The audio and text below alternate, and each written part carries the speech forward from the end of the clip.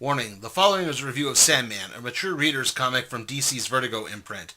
While any nudity has been edited out, the story does contain violence, strong references of a sexual nature, and rape. Viewer discretion is advised.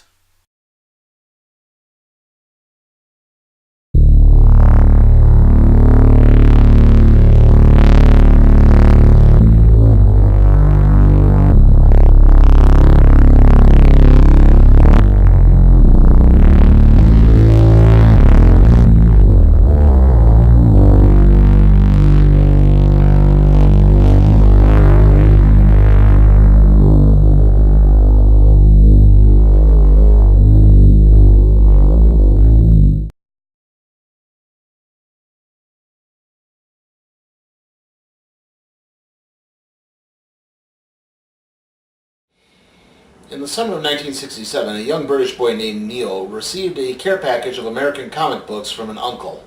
The boy began diving through issues of the Mighty Thor and Justice League of America. Over time, Neil began having dreams of being a comic writer himself. That is, until he turned 15, and a guidance counselor poo-pooed the idea, suggesting that the boy become an accountant instead. His comics dreams crushed, Neil still pursued a career in non-comic writing. He fell in love with the new wave of British science fiction like the works of Roger Zelazny or Ursula Le Guin. However, he was only able to find work in journalism, writing interviews and film reviews for men's magazines like Penthouse and Knave. That was the tamest cover I could find. One day, while waiting for the subway, Neil spotted something on a newsstand. It was an issue of DC Comics' Swamp Thing written by Alan Moore. Flipping through it, Neil liked what he saw so much that he promptly put the book back on the comic pile. A few months later, Neil spotted another issue of Swamp Thing. This one he purchased. Alan Moore's run on Swamp Thing reignited Neil's love of comics, to the point that Neil actually mailed a copy of an anthology book he had worked on to Moore in appreciation. Mr. Moore responded with a very nasty worded letter criticizing Neil for costing him a day's worth of work because he had spent so much time reading the book. A friendship was soon born. Moore introduced Neil to the burgeoning British comic creator scene. Soon, Neil would meet up with two other important people, an artist named Dave McKeon and Moore's editor at DC, Karen Berger. At a London convention, Neil and Dave met with Berger and DC editor-in-chief Dick Giordano. Neil pitched an idea for a miniseries based on the Phantom Stranger. However, someone was already working on the Stranger, so that character was not available. So Neil tried a different character, and then a different character, and then a different character. Eventually, Neil hit on Black Orchid, a character so obscure that Berger thought Neil had said Blackhawk Kid, apparently thinking it was some long-lost junior sidekick to DC's squadron of World War II fighter pilots. DC would go forward with the Black Orchid pitch, though not before putting McKeon on a Batman graphic novel to get the Black Orchid book a little bit more recognition. Black Orchid would be a minor success for DC. It would be just successful enough that DC welcomed another pitch from Neil. He suggested the Phantom Stranger. Unfortunately, DC rejected the pitch, citing the Stranger's aloofness as a character. Neil then pitched The Demon, which Matt Wagner was already working on. Neil then hit on an idea for the Sandman. The mantle of the Sandman would be worn by quite a few people throughout the years at DC Comics. And we've already touched on the first one in my Starman Omnibus Volume 2 review, Wesley Dodds, a 1940s-era detective. Then in the 1970s, Jack Kirby and Joe Simon teamed up together to create a new Sandman who played in the realm of dreams. This Sandman, who protected children from the monsters of nightmares, would be revealed as psychology professor Garrett Sanford. Sanford became trapped in the dream dimension, trying to save the president who was in a coma at the time. However, overexposure to the dream dimension eventually drove Sanford to suicide. The mantle of the Sandman was then taken up by Hector Hall, son of the original Hawkman and Hawkgirl, and the hero known as the Silver Scarab. And that presented a bit of a problem. Hector Hall was already being used in a team book called Infinity Inc.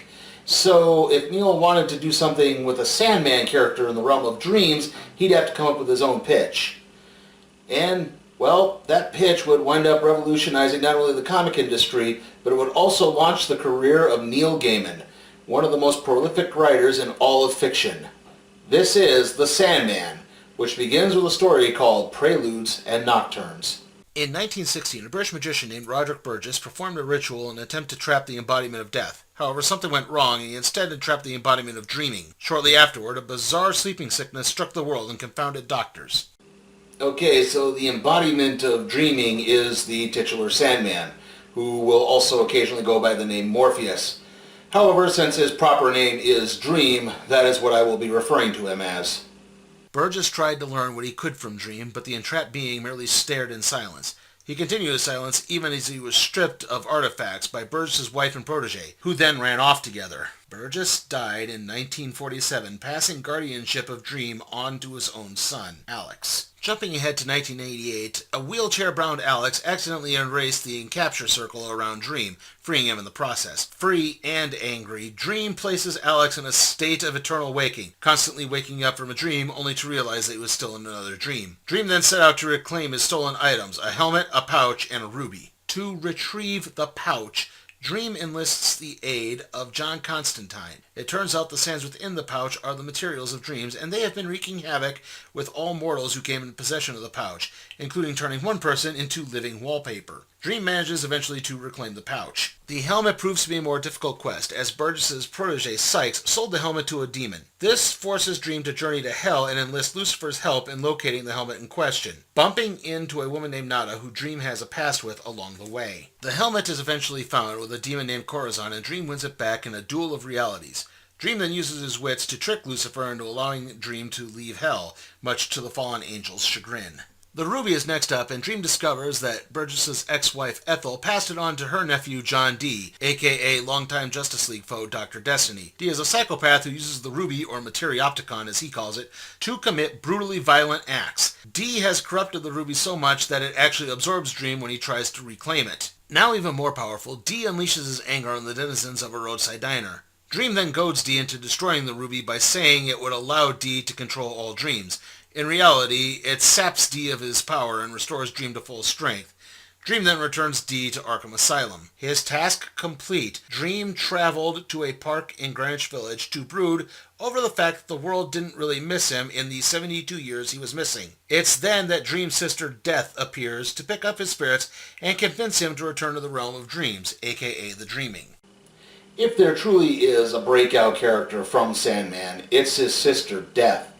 Unlike most depictions of Death, which are gloomy, frightening, disturbing, she's free-spirited, fun-loving, caring, and the exact opposite of her stick-in-the-mud brother. And because of that, she has become a popular icon in the goth subculture, even going on to receive 2 miniseries of her own. We're not covering those here, we'll have to save those for later episodes. Oh, and in case you're wondering why she didn't come to her brother's aid when he was trapped by Alexander Burgess, she's not allowed to interfere in the realm of mortals unless, well, they're near death.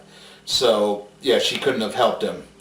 Anyway, the story continues in The Dollhouse.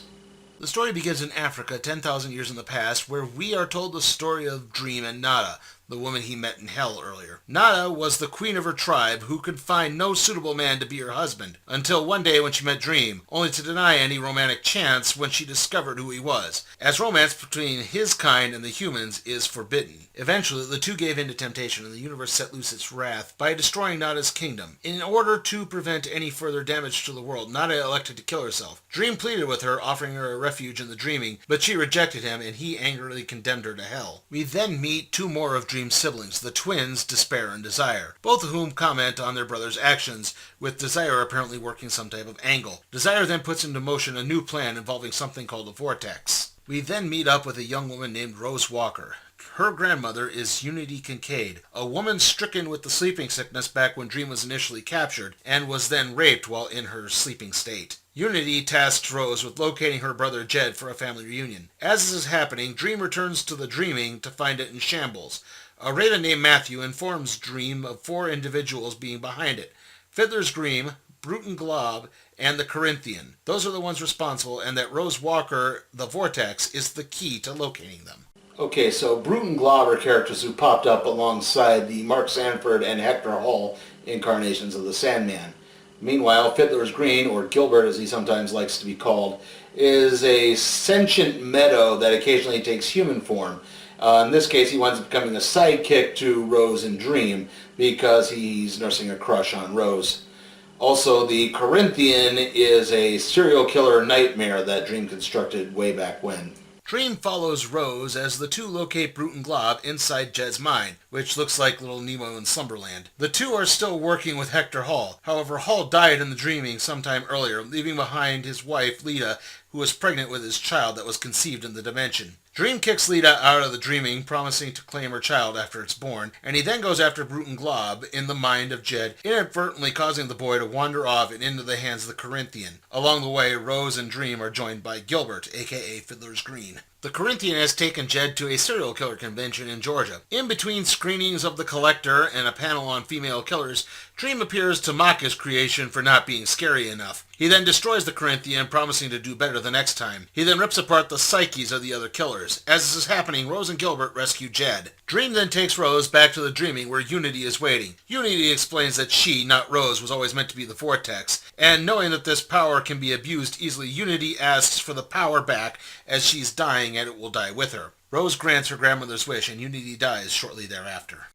It's at this point that Neil Gaiman begins a pattern with his storytelling on Sandman. He would follow up really big stories where lots of things happen, with some quieter, smaller stories, or usually a one-shot story or even a two-part story here or there, where Dream really doesn't pop up much, and it allowed him to kind of flex his muscles a little bit.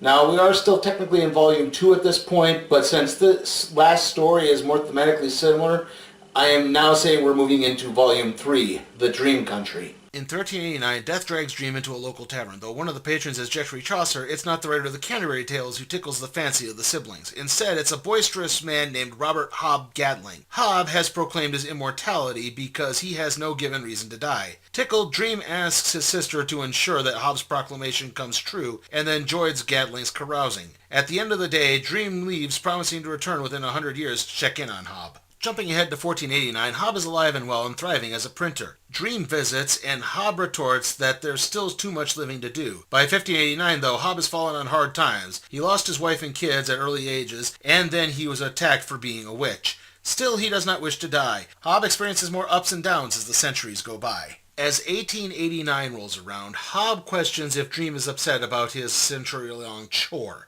Hob admits that he's too far gone and will probably never leave, so Dream can stop visiting if he wants, or just admit the two are friends. Dream storms off in a grumble. Jumping ahead to 1989, Dream, having freed himself and set his affairs in order, stops by the tavern to visit Hob and apologizes for keeping a friend waiting. Moving into the Dream Country, we focus on an author named Richard Mannix. Mannix's first book was a bestseller, but since then he's been battling a crippling writer's block while trying to write his second. With his deadline soon approaching, Mannix visits fellow writer Erasmus Fry. Fry lets Mannix in on a little secret. He strapped the Greek muse Calliope. Whenever Fry needs inspiration, he pays Calliope a visit and rapes her. Fry gives Calliope to Matic, who performs the same ritual, and Matic is hit with a flood of inspiration, writing several books with a strong female voice. At one point, Calliope manages to get a cry to help for Dream, a former lover with whom she has a child, and Dream first goes after Fry, causing him to commit suicide. Then Matic, by flooding his mind with so many stories that the author must write them down to the point that he exhausts his hands and they begin bleeding. Up next is The Tale of Cats. A Siamese cat abandoned by her family addresses a grouping of alley cats. She tells of a world she's dreamed of, where cats were the ruling class and humans were the pets. However, the humans used their capacity for dreaming to rise up and take over. But now cats can dream too, and soon things will change. Okay, our next story involves a DC superheroine named Rainey Blackwell. She was a government agent who volunteered for an experiment that recreated the circumstances that created a hero named Metamorpho, the Element Man. She was exposed to the Orb of Ray, which gave her the ability to tap into various elements and transformed her body into a new one. She took the name Element Girl, and she would fight alongside Metamorpho for many years, but he never really returned her affections, and eventually the two would just kind of go their separate ways.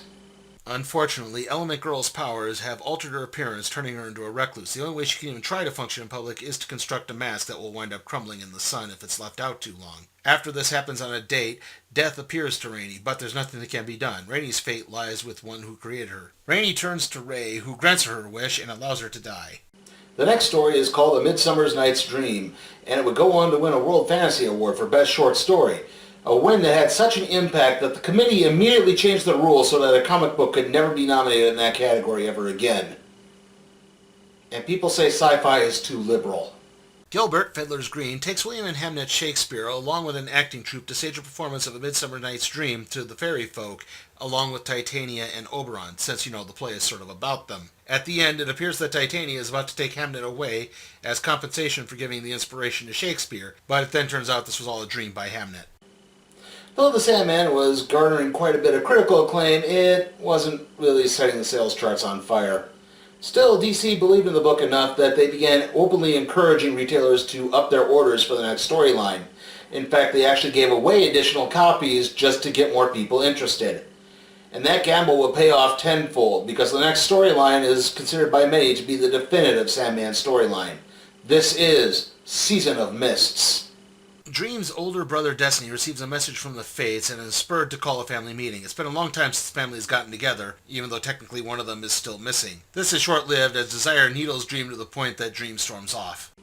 Okay, so it's time we talked about the family here, or the Endless as they're properly known. The oldest is Destiny, which is a sly reference to the fact the character actually debuted in the 1970s as the host of the anthology comic Weird Mystery Tales. We already touched on Dream and Death, so let's move on to the twins, Desire and Despair. They're twins, and Desire for some reason seems to hold some sort of grudge against Dream. It's not really explained what it is, though. And then we have the youngest, Delirium, who used to be known as Delight. I know I am missing a family member, but we'll talk about him later. After a talk with Death, Dream resolves that it's time he finally forgave Nada, who Desire was needling him about earlier. He journeys to the gates of hell, only to find them open, abandoned, and no Lucifer. When Dream calls out for Lucifer, the fallen one appears with a message.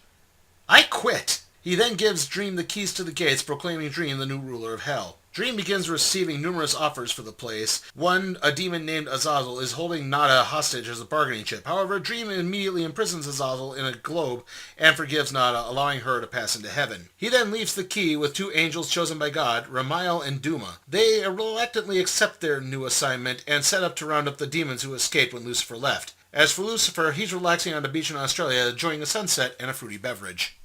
In case you're wondering, yeah, this is where the TV series Lucifer comes from.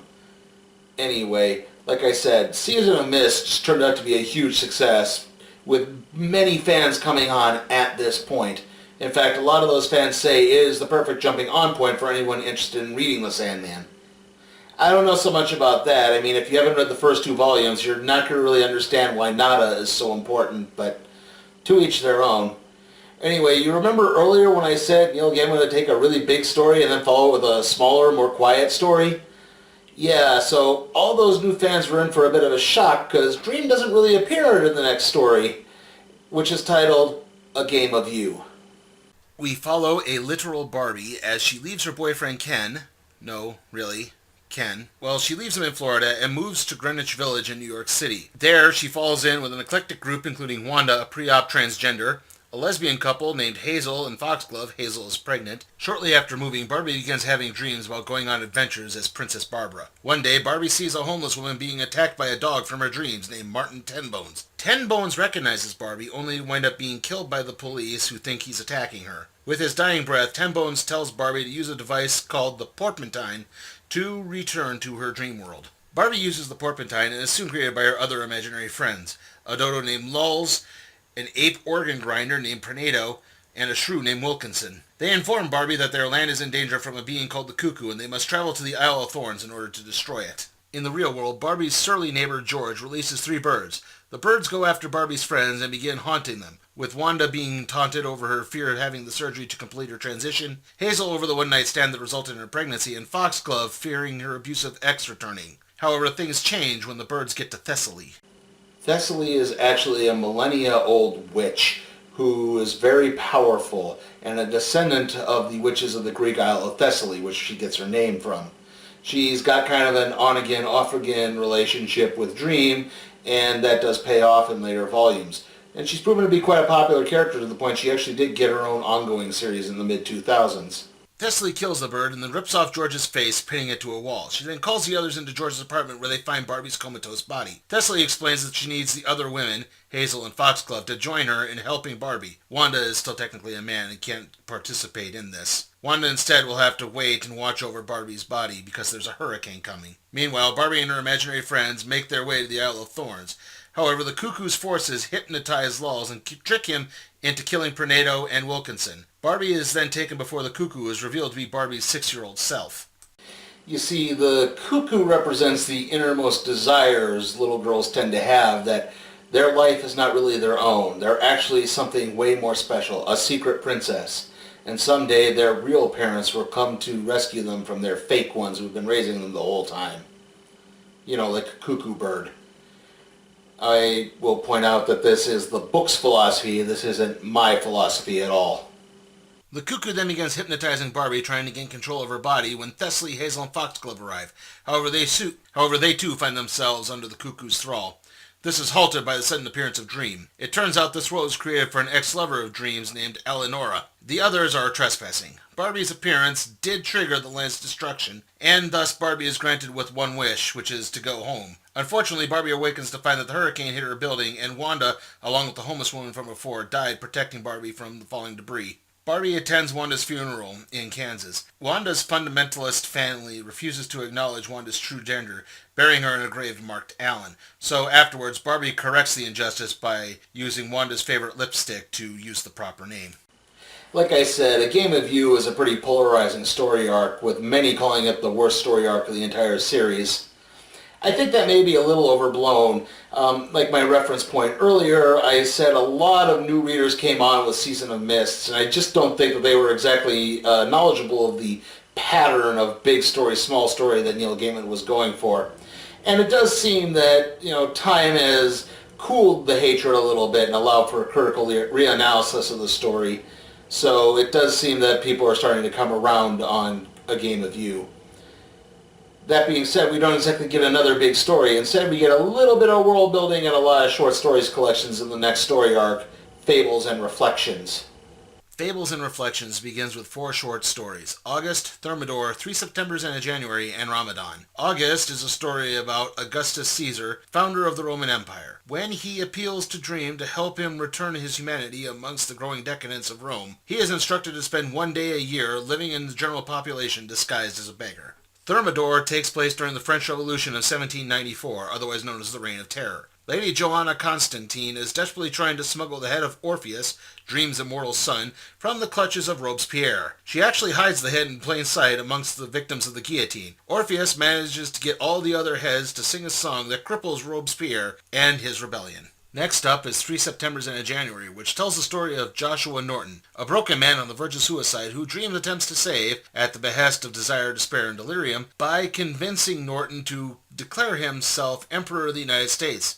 This turns Norton into a beloved tourist attraction in San Francisco, and when he eventually does die, the grave reads, the once and future Emperor of the United States. The quartet comes to an end with the tale of Ramadan set in the golden age of Baghdad. The city's ruler, Caliph Harun al-Rashid, gives Dream a tour of the city, wishing for the city to be preserved as the jewel of Arabia. Dream grants al-Rashid's wish, but at a price. Al-Rashid is turned into a beggar while his dreamed Baghdad is preserved in a bottle, and the real Baghdad is subject to the ravages of time. After this comes a trio of short stories: The Hunt, Soft Places, and The Parliament of Rooks. The Hunt tells the story of a young werewolf telling the story of Vasily, a werewolf coming into possession of a portrait of a beautiful princess, but when the portrait comes to life, the werewolf instead chooses normalcy. Soft Places tells the story of Marco Polo discovering Fiddler's Green while wandering blindly through a sandstorm, possibly created by Dream. The Parliament of Rooks tells the story of Lita Hall and her son Daniel, the infant having been named by Dream in Season of Mists. Daniel has been accessing the dreaming and the characters within. This puts his mother on edge, as she knows Dream will soon come to claim him. The characters in the Dreaming include Cain and Abel, who are 2 anthology hosts dating back to the 1950s who lived in their own respective houses. Cain lived in the House of Mystery, while Abel lived in the House of Secrets. However, when the 2 brothers meet, the biblical story of Cain and Abel tends to play out. The Raven is named Matthew Cable, and he was a supporting character in the Swamp Thing series until the evil Anton Arcane cast Cable's soul out of his body, and eventually would wind up possessing the Raven in the Dreaming. Now I'll spare you the details of what Arcane attempted to do with that body, so yeah. Also, I should point out something that does pay off a little bit later. Lita Hall, Hector Hall's widow and Daniel's mother, is also a superhero in her own right. Her name is Fury. The collection concludes with the retelling of the story of Orpheus, Dream's son. Orpheus has a prophetic dream of his severed head floating on the ocean. This has been leading up to his wedding to his love Eurydice, which Dream and the other Endless attend. It's here we're introduced to the missing Endless sibling Destruction. However, shortly after the ceremony, Eurydice is bitten by a venomous snake and dies. Orpheus is heartbroken, leading to Destruction suggesting going into Tartarus and trying to save her. Dream is against the idea, as is Death. This results in Orpheus being cursed with immortality as he journeys to Tartarus. You know the rest of the story. Orpheus convinces Hades to allow Eurydice to leave, but Orpheus can't look at her until they do so. Orpheus doesn't follow through, looking at Eurydice at the last possible minute, and winds up losing her again. Orpheus then journeys to the land of the Furies, who rip him apart except for his head, and Dream then abandons his son's floating head on the ocean. Destruction, Orpheus, and the youngest member of the Endless, Delirium, aka Delight, have major roles in the next story arc, Brief Lives. Delirium visits Dream, who has just ended another relationship and is brooding over it, with a request. She wants to find the missing Destruction, and the other Endless siblings have turned down any assistance. Dream agrees to help Delirium out of hopes the two will then run into his ex. The two begin their search, unknowingly leaving a bunch of bodies in their wake, including one innocent man named Bertie Kopex.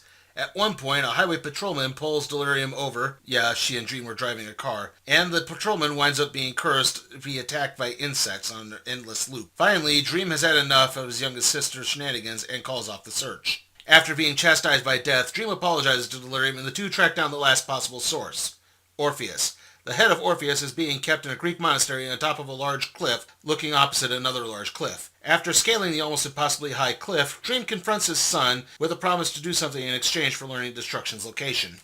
Yeah, so it turns out Destruction lives on the cliffside that's opposite the monastery in the narrow strait. Destruction welcomes his siblings with open arms, and the trio sit down to dinner. It's at this time we learn more about the family, like Delirium formerly being Delight, including the fact that one of them, Despair, was actually replaced. When asked why he left, Destruction explains that he realized that he was unnecessary. Wars, battles, killings, bombings, it didn't stop after he left. Dream, too, has realized this after his imprisonment. Delirium asks Destruction to come back, but he turns her down. He's happy on Earth. However, he does give her his dog Barnabas as he prepares to leave again. Dream then returns to the monastery where he fulfills his end of the bargain and kills Orpheus. Elsewhere, Desire is overjoyed as Dream has spilled family blood, and soon the kindly ones will be upon him. We're entering the final stretch here, but we have one more filler arc to go. This is World's End. The first story is a tale of two cities, and it's no relation to the Dickens story. It tells the story of a man named Robert whose personality parallels Dream, in the sense that they are both aloof to those around them. Robert actually encounters Dream on a train, and suddenly finds himself in a completely empty version of the city he lives in. Robert soon discovers that he is living in his hometown's dreamscape. He desperately searches for a means of escape, finally succeeding as he spots a door near a beautiful woman. The second story is about the ambassador of the fairy folk taking down a religious charlatan. The third tells the story of Hob Gadling working on a merchant ship and encountering the mysteries of the Seven Seas. The fourth story is a recap of the short-lived DC series from the 1970s called Prez. The series revolved around a teen prodigy named Prez Rickard, who gets elected president of the United States after the age restrictions are lowered. Yes, this was a real comic DC made in the 1970s. Yes, it actually involved a teenager becoming president of the United States. Yes, we will be tackling it in a later episode. Prez's reign ushers in a new golden age of prosperity for the United States. After his term is up, Prez retires from public view and fades into the background. He's such a recluse that his death is never announced to the public. However, people just randomly suddenly feel a quiet loss and know he's gone. The final story is about a city called the Necropolis, a city focused on death. It is said that beneath this city is the final resting place for members of the Endless. We've reached the penultimate Sandman story arc. This is The Kindly Ones.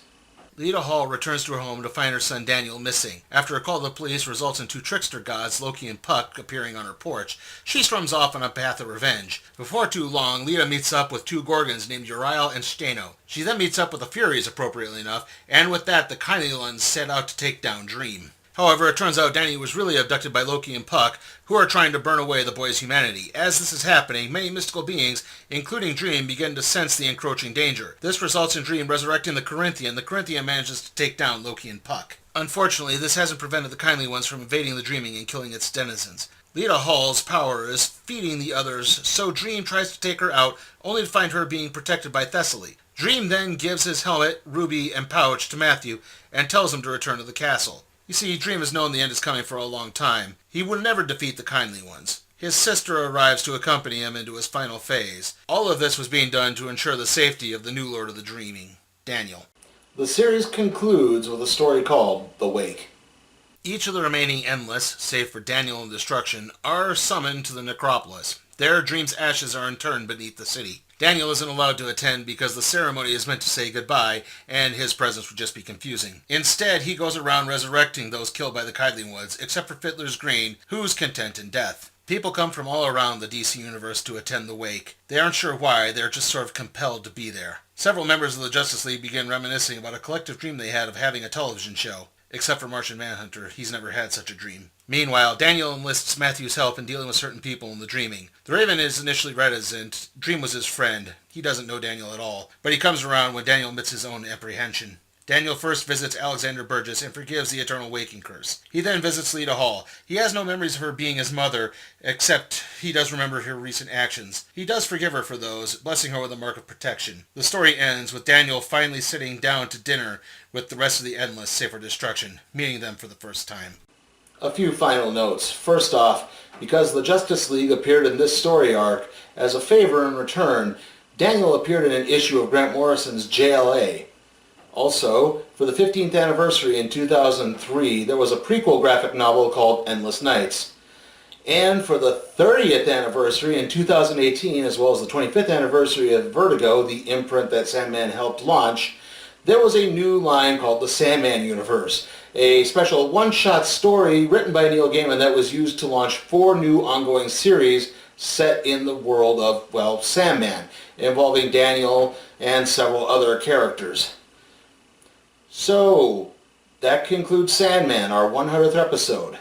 And we're going to be a little different. I'm not going to extol too much of the virtues here because, yeah, you should go read Sandman. It's kind of necessary reading for any comic fan. It's good storytelling. It's good artwork. It's enjoyable throughout. It's the type of thing that's kind of required reading. And if you do read it, you should pick up the Sandman Companion. I barely scratched the surface as to the supplemental material contained in this book. It's really meaty and it really lends a helping hand to any of the Sandman storylines. That being said, I do feel I should have a couple of drawbacks here. First and foremost, the filler arcs, in particular Fables and Reflections and World's End, they really do feel like filler. Outside of like the Orpheus storyline, there's not really anything too important that happens here, and it's just kind of, yeah, dull and annoying, and you're kind of starting to chomp at the bit to get to the other end. Also, I'm not, like I said before, I'm not entirely sure what Desire's angle was. Why did Desire want Orpheus kill, a dream to kill Orpheus? Is it to feel the same pain? I'm not entirely sure. I mean, Desire's twin Despair, the original Despair, died. Is Desire wanting to recreate that feeling? I'm not entirely sure. But like I said, Sandman gets an A. You should go read it. And with that, let's see what we'll be doing on the 101st episode of the Random Trade Review.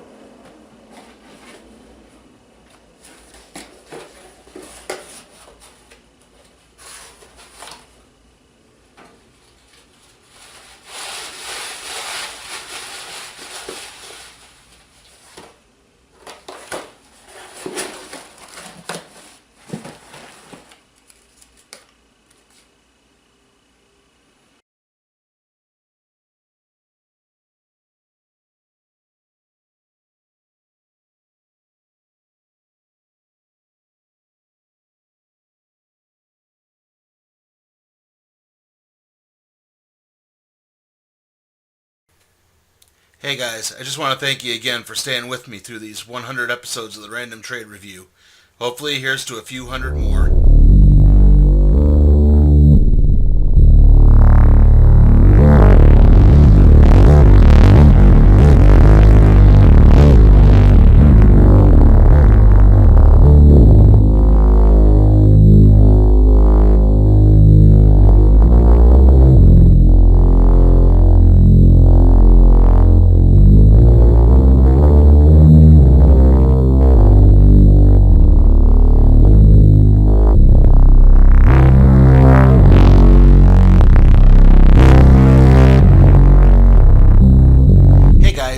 Remember, you can help support my work at patreon.com/sleepytimeforcatproductions, where you can request a trade be placed in the randomizer, aka the cardboard box.